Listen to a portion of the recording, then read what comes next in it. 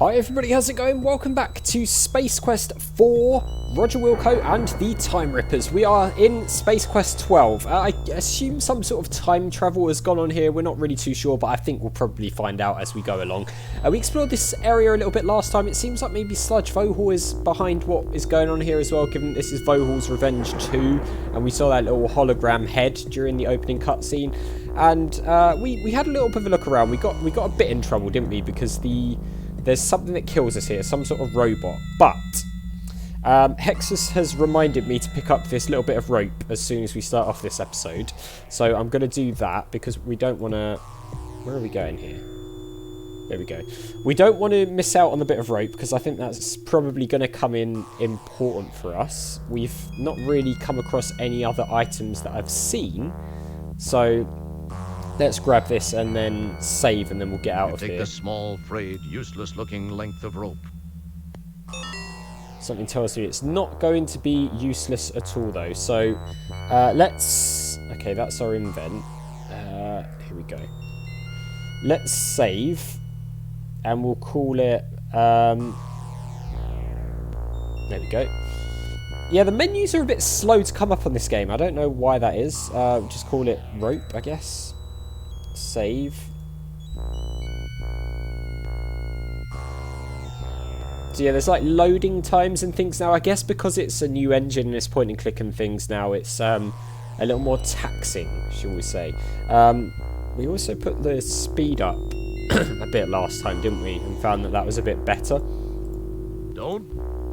So let's get out of here before that weird alien looking guy comes back, and then him. Because he seems to bring the robot thing with him. So let's get the hell out of here. Now, does the rope allow us to climb up the bit at the back towards whatever this thing is? That's my first idea of what to do with the rope. So we're going to try that out. Right. Okay. So, inventory. It's a shame you can't use, like, the keyboard anymore. Don't mess with it. Don't mess with it. Can we like... It would serve no purpose. No. Can we use it on this little guy? You can't use that here. Okay, we can't use it on this little guy. I wonder if we need to be able... Don't you feel dumb standing out in plain sight while trying to trick something into your snare? Oh, it's a snare. Right. So... okay. So it's a snare. So I wonder then if we need to snare something. It would serve no purpose.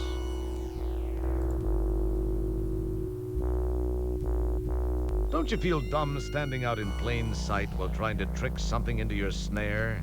So we've got to snare something. The question is what? Do we have to snare this little thing?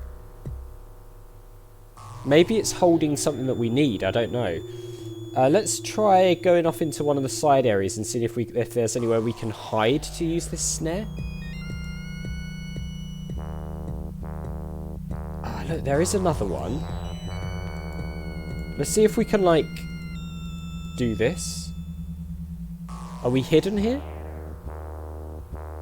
We sort of are, I think.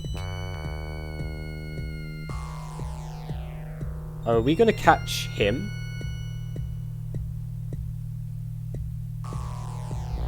Those sure are some finely honed reactions you've got there. Perhaps you're still suffering from time lag. Right. Okay. So this thing's come past, but it didn't seem to be able to see us. So it does seem like we're well hidden around here. So let's put the snare out again. So we have to click to bring the snare back in. Fair enough. So it does look like maybe we've got to catch these little bunny things running around. Go. That was without a doubt one of the finest examples of bunny snatching I've ever seen. The stress placed on the rope during the bunny snatching was too much. You cast the useless fibers aside. Oh, okay. So it was a one-use thing. So I wonder... oh, it's got a... has it got a drum? We can... No, no, get the hell out of here. Get the hell out of here.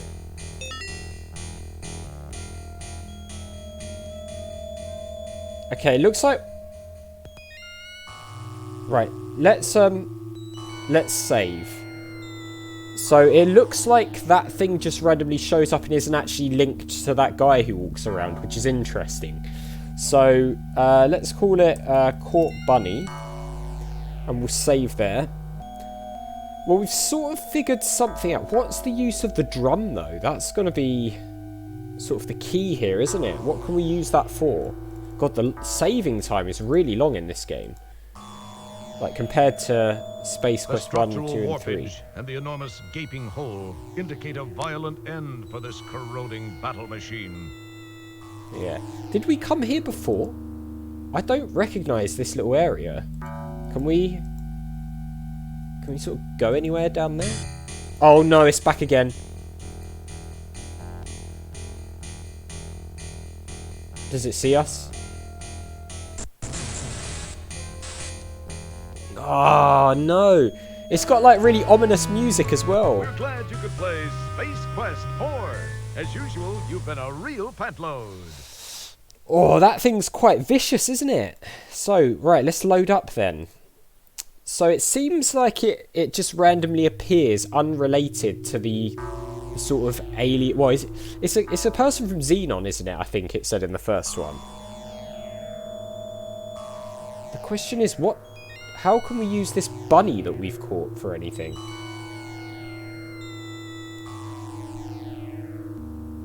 I don't suppose we can get it to, like, go up here or something?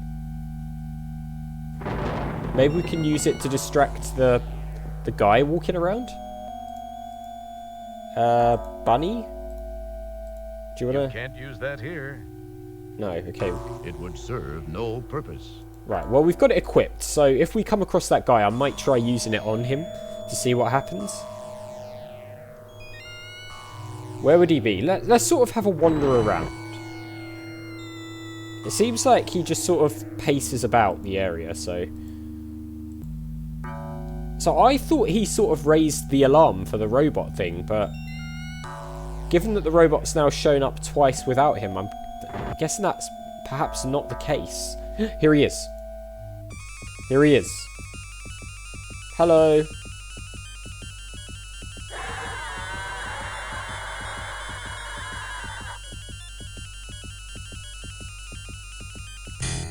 No, he does. He does also raise the alarm. Right, so he does raise the alarm.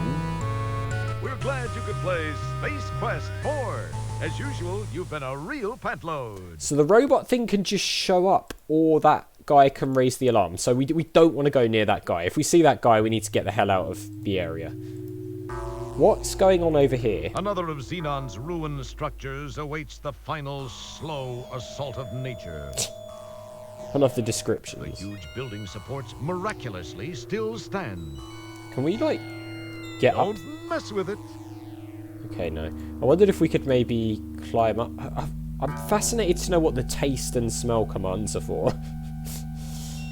I guess we will discover that at some point in this playthrough. So let's head... Is there anything off to the left here? Looks like there might be. Oh no, he's back. So there's some sort of ship there and also some buildings. We've been to this area. That was all sealed off, right? Does this guy's spawn work where, like, if you leave the area and come back, he's gone? Is it that sort of deal, or does he... That was pretty convenient, A quick actually. inspection reveals nothing of interest other than a glove box. Can we open that? What's that? After taking a quick look around to reassure yourself that the place is as dead as it looks, you snitched the Pocket Pal laptop. Ooh, a laptop. You can't do that. Can we... Don't mess with it. No, okay. Right, so we got some sort of laptop now. So let's save again. Right, so there it is. Right. Right, let's save. Okay, we're making a bit of progress. I was a little bit worried after what happened in the last episode, but we're making a bit of progress here, which is nice. So we've got a laptop. What on earth are we going to do with that? Should we see, once it eventually saves, what we can do with that? God, the saving times are really bad, aren't they? We've also got score 25 and 15, so this definitely is the score which used to be at the top of the screen. I kind of miss it being at the top of the screen, honestly, but it's, you know, it's not the end of the world. So play. Let's look at this. Ah, what's that? Can we? This is just a dumb terminal.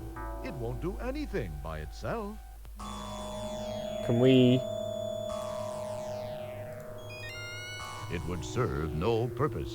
No, it's only because I was having a conversation with Daredevil down in the comments below about how there's a bunny which is used for a well-known battery company. So I wondered if it was going to be used like as a play on that, but obviously not. So what do we do? You can't use that here. So where can I use it? So we can look at it up close, and it definitely seems to show something. Can we use it maybe on the weird robot? The sealed battered building is the last one standing in the southwestern area. Okay. This sealed battered building is the last one standing in the southwestern area. Right, is there anything else A here? quick inspection reveals nothing of interest other than a glove box. Right, yeah, so we figured out the glove box bit, so that's fine. So where can we use this laptop then? I haven't really seen anywhere where you would be able to plug it in. I mean, maybe it's got charge? I don't know. Let's head off this way. Right, that guy isn't here, good. Can we not go any further this way at all? Or is it a dead end? Looks like a dead end. Right, we don't want the robot to come this way. Can you go through here? No. I'm a little bit nervous about waiting around in any one area for too long, because then that horrible music's going to start and the robot's going to arrive. Ah, this is a different area we haven't been to before as well. Huge supports miraculously still do just that to these buildings. Why does this look different? This grate has crud, gunk, and sludge built up around the edges. You can see through the grate, but can't make anything out. This one looks a bit different. Can we pull it up? Oh, no! Go the other way, go the other way! No! Oh, so annoying. I feel like we might have been onto something there with that drain. It's annoying you can't run away once he does that as well.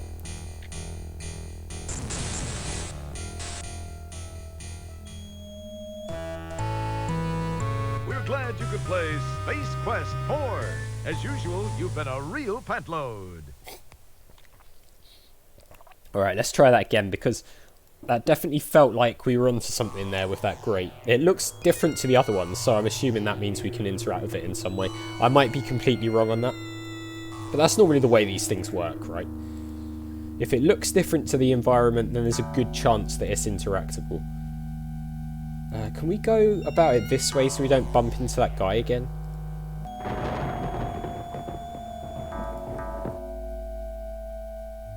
No, see, this is a different area. I'm not really sure how the areas work in this game. Can we go, like, down? It looks like we can. Right, so that's where this is. Right, let's not waste any time and just go ahead and try and get it. Ah, we can open it. Oh, we can hide in it, can we? No, it's a secret room. Interesting. Okay. There's a room down here. A variety of pipes, coolant, and otherwise pass in, through, and around the room. Nice. What's this? The strange little pedestal has wires running between it and the wall. Okay. What's over here? It's just an average old-fashioned desk blotter. Right. It's an empty jar with a lid, neither of which does anything entertaining. Can we take it, though? Looks like we might be able to. You take the jar into custody. Ah, a button. Perhaps I'll give it a press. Ah! Who's that? Data entry 22795. This message is to whomever may be so fortunate as to find it. I am Professor Lloyd, lead designer of the Xenon supercomputer project, the ultimate in artificial intelligence. The computer was designed to enhance our lives, but instead ended up being the ruin of us all. We made the mistake of tying it into the most important facets of our existence here on Xenon, including our weather control and defense systems.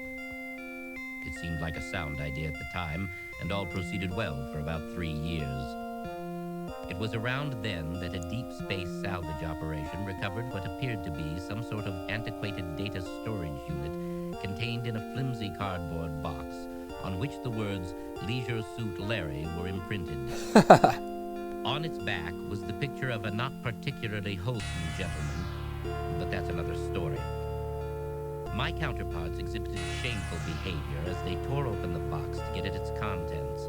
I could not understand the commotion it generated. The data was uploaded into the supercomputer for analysis. As a result, a crippling virus spread through the machine like a bad social disease. All control of the computer was lost. All screens went blank. Then these words were displayed by the monitors and uttered by the vocal outputs. Wilco must pay. From that day forth, the possessed computer waged war on the inhabitants of Xenon, using our own weapons against us. Some managed to escape to other planets. Those of us who remained stayed to fight the machines and robots under its control. It was a bloody war. Those of us that were not killed were taken captive and modified. These cyborgs infiltrated the loyal ranks of resistance, rooting out almost all of our hiding places and exposing us to the mechanical menace. Some of these poor souls still wander the streets. As of this recording, we are down to only a handful of rebels. My health is deteriorating rapidly. To make matters worse, I've just learned that the computer has unraveled the mysteries of time travel. I've sent my 2 best men to attempt to steal this new technology. If you are not a machine, then perhaps they were successful. Please realize, you are Xenon's last hope. Wow. There we go. We know the backstory now. So it's something to do with this computer, and I'm guessing those were that guy's 2 men who came to get us and shoved us through the portal. So, very interesting indeed. Also, I love that Leisure Suit Larry was like the virus that Sludge Vohal, I'm guessing, used to basically infiltrate the entire computer system. I'm guessing it's Sludge Vohal because it kind of looked like him on the hologram. It's called Vohal's Revenge 2, and also the whole Wilco must die thing, or Wilco must pay, whatever he said.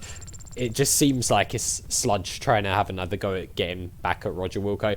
But we're going to leave it there, guys. It's really picking up, isn't it? The story is really good. So as always, thank you very much for watching. A big thank you to my patrons, Arcades Games, Wayne, Nate, Terminally Nerdy, and Paul from the Phantom Fellows for all the support. I really do appreciate it. If you enjoyed the video, hit that like button. Make sure you subscribe if you're new, and I'll see you all next time.